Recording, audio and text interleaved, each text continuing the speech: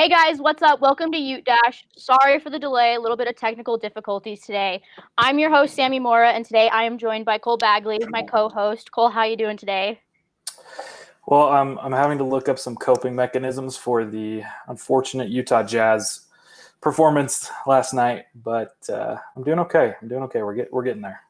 One really great coping mechanism, Utah football. There you go. So our buds over at Cougar Dash this week threw out what could be considered a really hot take with saying that Washington State's the best school in the Pac-12 at developing talent. And I would like to tell them they are wrong. Utah is by far the best team in the conference at producing NFL caliber talent out of 3-star high school recruits. So look at Utah's recruiting class their graduating class last year that went on to the NFL. 6 out of the 7 guys who were drafted were 3-star recruits out of high school. I don't know what else to say, Cole. It's as simple as that. You see the type of guys that Whittingham takes are great athletes overall. I think he said that. He said he looks for great athletes, and he takes them and he turns them into NFL level, NFL ready guys by the time that they're juniors and seniors. And that was absolutely the case with a couple of guys: Zach Moss, Julian Blackman, just a couple names to throw out there. Yeah, and it's not even a recent thing for Utah. Utah's done this for years. Look at Alex Smith. Alex Smith was a 3-star prospect coming out of high school. Eric Weddle, one of the greatest safeties in the NFL, in my opinion, was a 3-star recruit at Utah, and then he turns it into a fantastic NFL career. Then you have Marcus Williams, who's currently on roster with the Saints. You have Star Lotulelei, who plays for the Bills. You have all of these guys that are currently in the league that were 3-star recruits coming out of high school and now are off making millions of dollars in the NFL because Kyle Whittingham and his staff knows how to develop talent. Absolutely. And I think one of the strongest points for more recent is the fact that Utah led the Pac-12 in NFL draft picks this last year with 7, and then they also had 5 free agent signings. And many of those guys were not 4 and 5, star players coming into the University of Utah. And so it's definitely the program that's turning these guys into NFL-ready players. Yeah, and Utah's getting that national recognition and is able to bring in these 4-star recruits, these high 4-star recruits. But we're still, majority of our classes are 3-star kids. So you can't say that one school who had 1 draft pick last year is better at developing NFL talent than a team that had 7 and led the conference. And it's hands down, it's Utah. There's no argument. It can't be any other school in the Pac-12. No, it can't be. And another one of my favorite players that came into the program is a little bit of a lower recruit was Cody Barton. He's actually a guy that I went to high school with here locally in Salt Lake City. And Cody actually struggled a little bit his freshman year, even to the point that he wasn't sure moving forward if he was going to be playing. And yet, he got with the coaching staff. They set out a plan, and now Cody is one of the best linebackers on the Seattle Seahawks. The guy's starting, and I believe he was starting the last few games of his rookie season, and now his brother, Jackson Barton, is a Super Bowl champion. And so the program is absolutely the best in the Pac-12. They're not only producing NFL-level athletes, but they're producing Super Bowl athletes. Yeah, and you have Cody Barton's a really good example. Also, Marquise Blair, also on the Seahawks. He's a hard-hitting player. He's in the Legion of Boom for a reason. Utah fans know it. He's one of the hardest hitters we've ever had. He got ejected for targeting a couple of times. Sometimes it was a good call and sometimes it wasn't. But you can't say that Washington State is better at developing this talent. It's Utah. Utah's king in the conference at doing this. Sammy, what would you say is the biggest difference maker for Utah in creating those taking those guys that come into the program, 2 and 3 stars, and then turning them into such great players?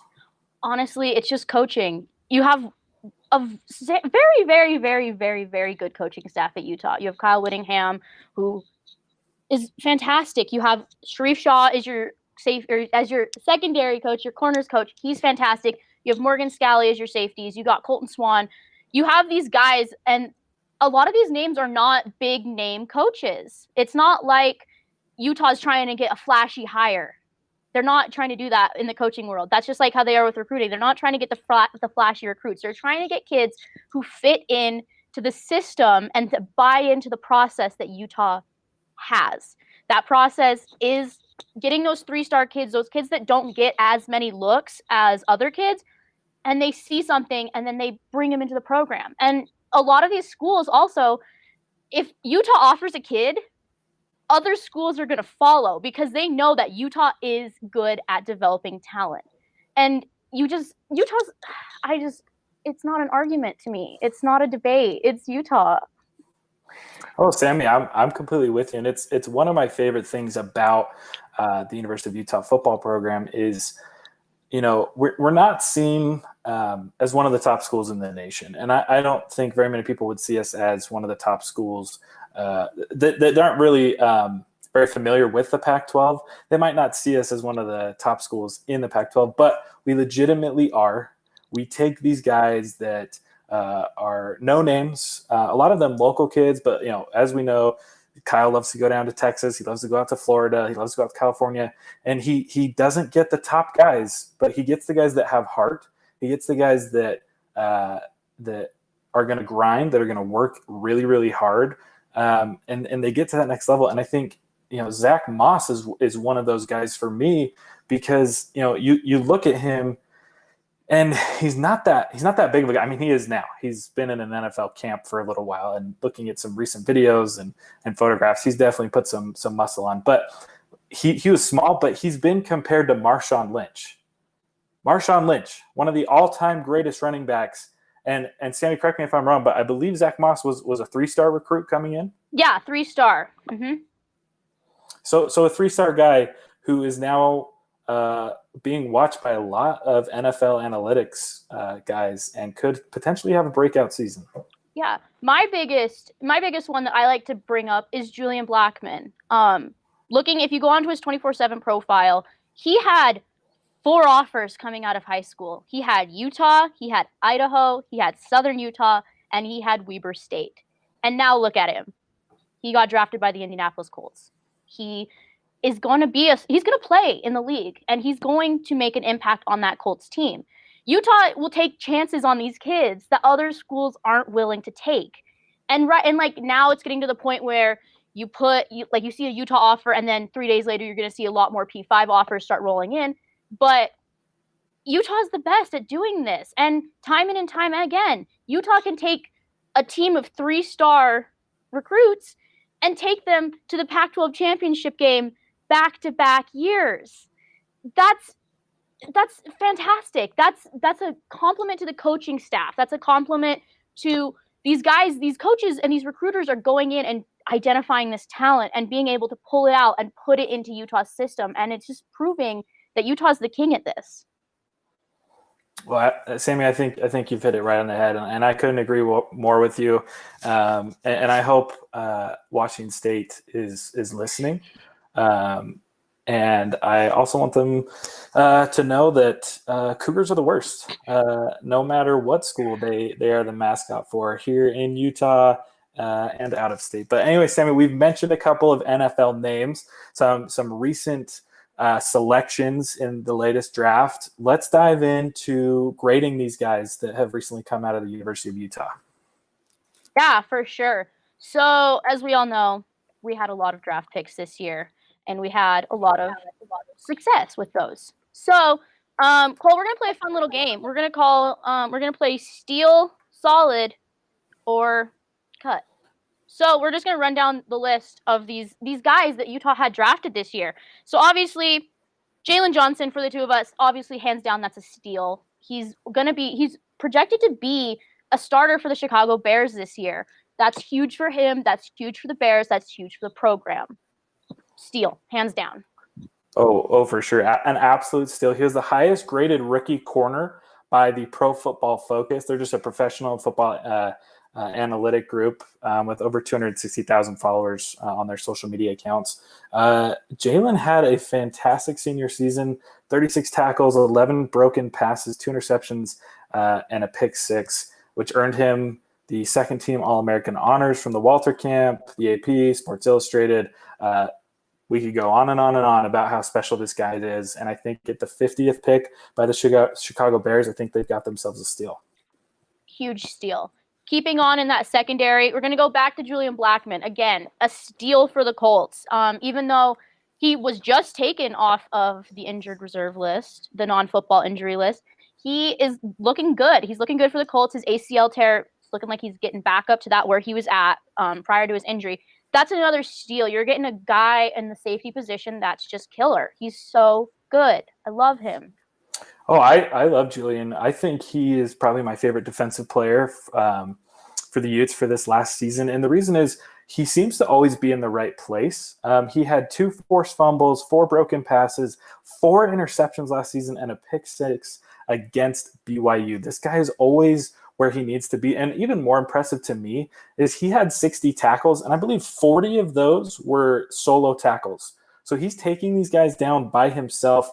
When passes are being completed, he's making sure that they're not getting much more than after the reception. One of the best moments of Julian Blackmon's career, in my opinion, happened last year versus Washington State, actually, when he made that open field tackle when Washington State was knocking on the door. Close game, and he made that open field tackle, and it was fantastic. Kept Washington State out of the end zone again. He can make tackles. He can make big plays. The Colts got a steal with him. Absolutely. Now, jumping over the offense, Zach Moss, steal, hands down. They're getting the all-time leading rusher in Utah football history. He is a battering ram. You cannot tackle that man. It takes 2 or 3 guys to bring him down. The Bills are gonna love that guy. Absolutely, I love the comparison to Marshawn Lynch because time and again, Zach was put in situations where he's running it right up the middle. It seems like the defense had shut him down. He spins, he keeps his legs moving, and we get 4 or 5 yards out of it when it should have been a loss. And I think the Bills are really going to appreciate having a guy like him. And like I mentioned earlier, there some NFL analysts have got them on their radar for somebody that's under the radar that could have potentially a really big season. And I hope the Bills give him that opportunity. For sure. So first disagreement for the two of us, Terrell Burgess. I have him as a steal for the Los Angeles Rams. He played a fantastic season last year. He was on fire. Terrell Burgess was my defensive MVP last year. I loved him. He was fantastic. He really made a name for himself in his senior year, and it was so fun to watch him play. He balled out last year, and I think he's going to be very, very, very good for the Rams. Yeah, and Sammy, this one was close for me. Super solid. I think just on the edge of being a steal. And some of that might have to do with my favoritism for Julian Blackmon. I just really liked how Julian, again, like I said earlier, he just always seemed to be in the right place at the right time. But so did Burgess. The guy had 81 tackles, 2 fumble recoveries, an interception, 5 broken passes. I think he's a borderline steal, but I'm just going to stick with solid on this one. For sure. Keeping on the defense, Leki Fotu, he got picked 114 by the Cardinals. I have him as a steal. Leki Fotu is phenomenal. You walk up to him and you're like, this dude is huge. Like, he could really mess me up. He is a gentle giant, but when you get him on that football field, no hold, like he's going off. He will be able to. He blows through offensive lines. The Cardinals got a steal with him. Yeah, and Sammy, again, just a close one, but I went with a solid second team All-American, first team All Pac-12 in the senior campaign, 9 tackles for loss, 29 total tackles, two pass breakups. I went with solid just because there's a couple other guys that I saw as more of a steal than him, and just for the sake of not having every Utah player as a steal, which you could honestly probably consider most of them to be, I'm just going to stick with solid with Leki as well. For sure. Bradley and I keeping in that defensive line that was so good for the Utes, the mayor of Sac Lake City right now. I have him as a steal. He's fantastic. He's gonna, if you get him on the edge, he's gonna make a quarterback's life a nightmare. And he's been making some quiet waves at Cowboys camp as well. Yes, he has. According to Inside the Star, which is one of the Cowboys insider analysis media forums there, Anai has been drawing a lot of positive attention in training camp. And going back to his days at Utah, this guy broke 2 Utah school records with 30 career sacks and 210 negative yards on those sacks. And so this is the guy that I think was the absolute steal of the draft coming out of Utah. He's also the guy that, to me, makes up the other guys, like Lecky, just look solid.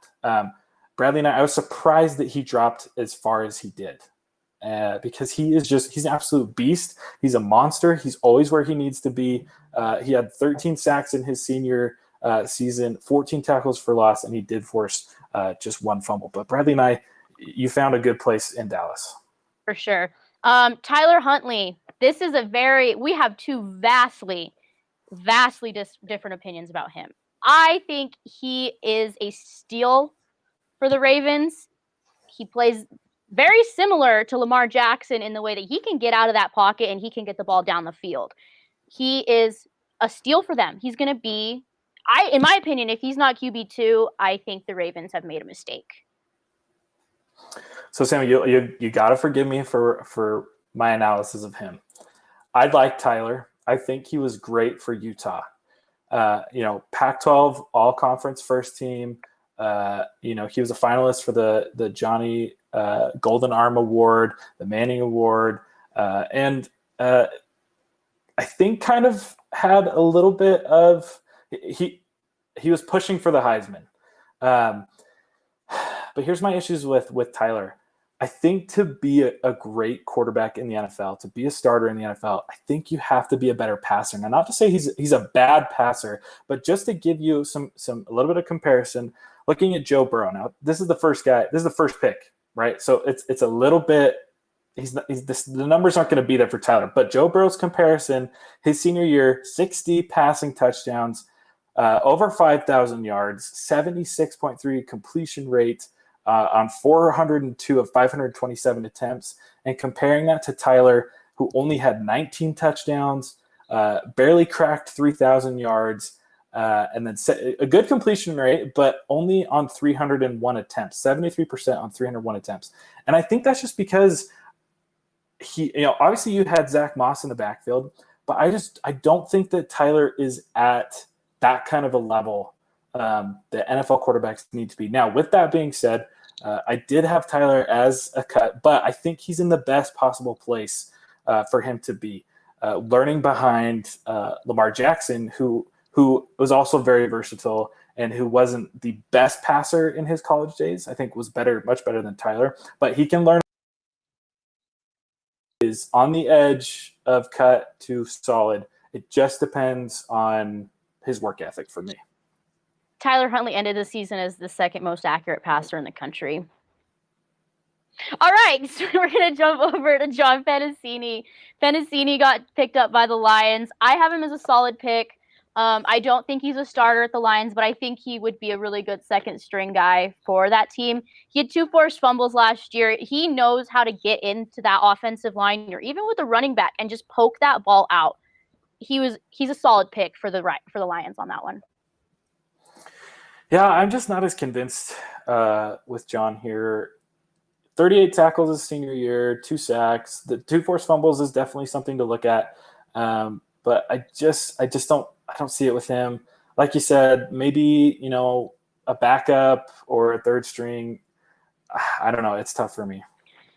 I think that he's good. He was surrounded by a lot of really talented guys on that defensive line with Bradley and I and Lecky Foe too. And he made the most of it last year with those 2 forced fumbles. And one of his forced fumbles was versus Washington in a very, very, very important moment that really turned the tides for Utah in that game. So I think he's a solid pick for the Lions. And then rounding things out with Francis Bernard, he was a free agent and he got picked up by the Cowboys. I think that's a steal. Reports are coming out of the Cowboys camp as well that he's killing it. He's had some interceptions during practices. He's making waves in Dallas, and I think that's a steal for the Cowboys, especially getting him as a free agent. Yeah, so I originally put Saad, but Sammy, I'm going to agree with you and go with a steal here for a free. I was surprised that Francis actually didn't get drafted. For a free agent signing, Francis Bernard is an absolute monster, and pairing him on that Dallas Cowboys team, with Bradley and they've got a great defense to look forward to here in the future. For sure. So we all know, Utah fans, tomorrow was supposed to be the Holy War. Utah and BYU meeting up at Rice-Eccles Stadium before COVID got the season canceled. But that had Cole and I thinking, who really is Utah football's biggest rival? Obviously, out of conference, hands down, it has to be BYU. There's no one else you could compare.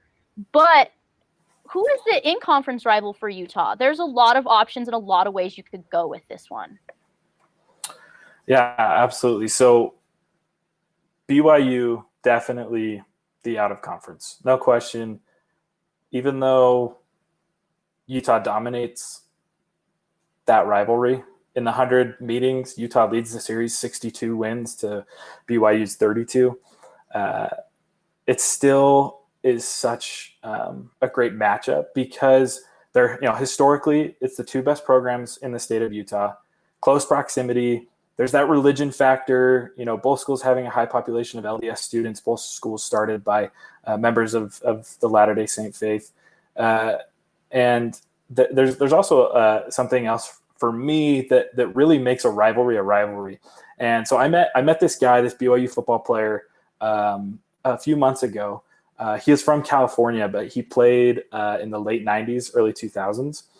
And he didn't understand the rivalry. So his first year playing against Utah, he says he's in the locker room and there are guys shaking. There are guys vomiting. They've got the runs. And he goes, "What's the big deal? Well, what is this?" And they'll look at him and they say, "Oh, yeah, you're from out of state. You don't know what's going on here. We're playing Utah." And so that for me is what makes a rivalry so great is the fact that it creates anxiety. I mean, everybody's a little anxious before they play, right? But the fact that you're shaking, that your heart's racing. And for me as a fan, it's the same way.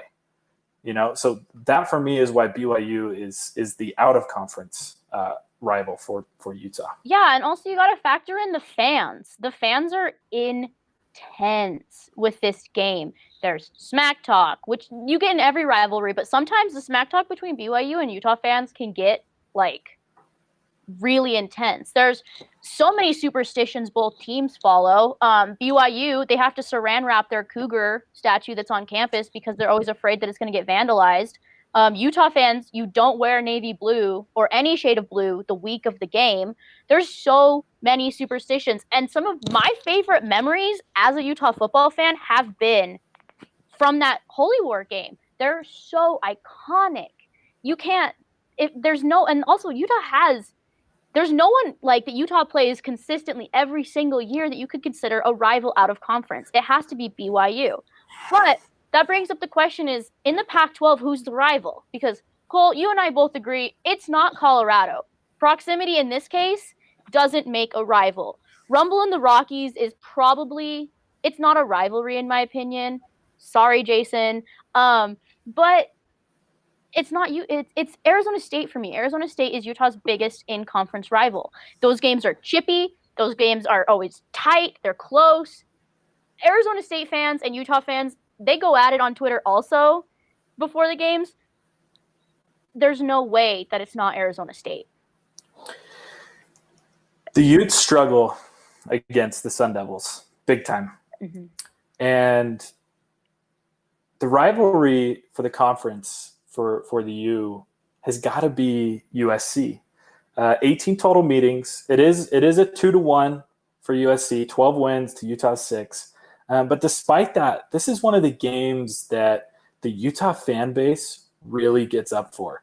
USC is one of the all-time greatest football programs in history, and so I think it means a lot when Utah is able to knock them off. And the games are so close. The teams have played 9 times since the U joined the Pac-12, and of those 9, 4 of those have been decided by a single possession.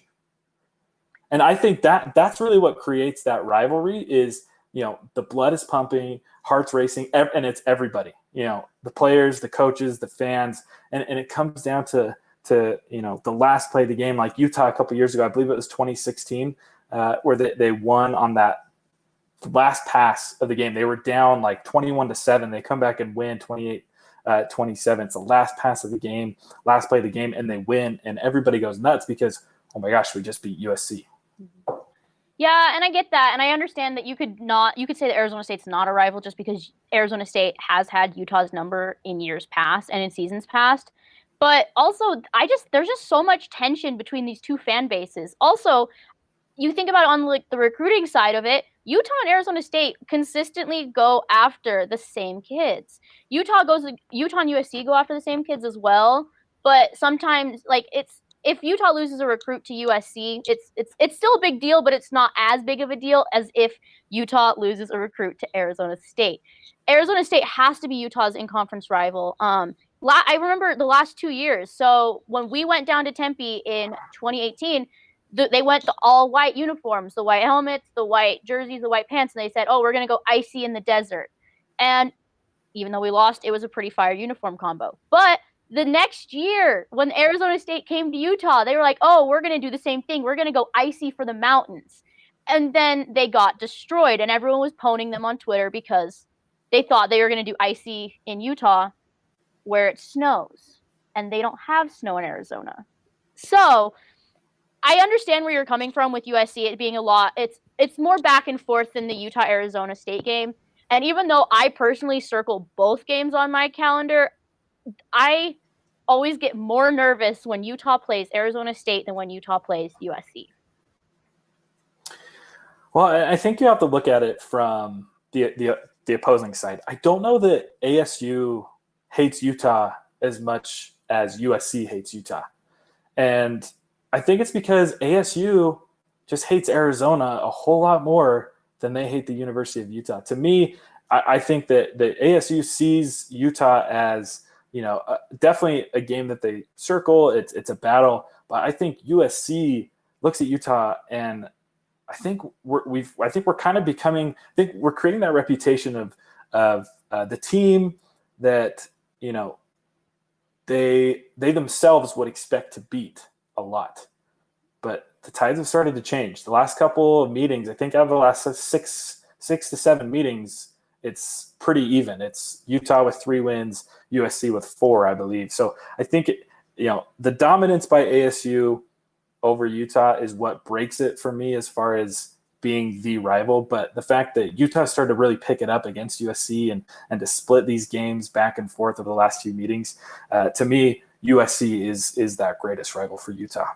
Yeah, and I think one thing that we both can agree on is that the Pac-12 South for the last handful of years has been decided between Utah, USC, and Arizona State. Those 3 teams are the ones that are consistently being able to put their teams in a position of success. And I think having ASU as Utah, like saying that ASU is Utah's rival, it makes me more excited for South games because even though I said last week nothing good happens when Utah goes to the desert, there's been some really iconic moments from when Utah has went to Tempe. But I think, like I said again last week, Utah can't get over the hump of beating the Trojans in the Coliseum. And I think until we can do that, I'm not going to say it's a rivalry because they just can't win. They can only seem to win at home. And in my opinion, a rivalry is you're going to win back. It's going back and forth. You can win either at your home stadium or away. Yeah, that's definitely a good point. And it'll be interesting to see going forward how these matchups continue. But I think that the most important thing that you said there is the Pac-12 South. It seems to be a battle between Utah, USC, and ASU. And so I think there's these competitions, these supposed rivalries are only going to get better from here. Yeah, for sure. So that's all the time we have for today on Ute Dash. Be sure to follow us on Facebook, Instagram, Twitter, and Twitch at Dash Sports TV, and check out our website, dashsports.tv. We'll see you guys next week. And as always, go Utes.